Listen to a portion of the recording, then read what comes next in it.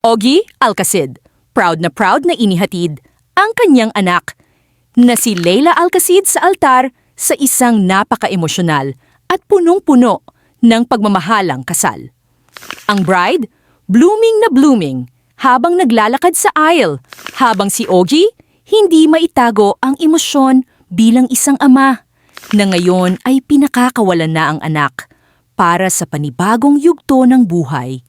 bilang misis ni Mito Curtis Smith o mas kilala sa tunay na pangalan na Mito Fabi.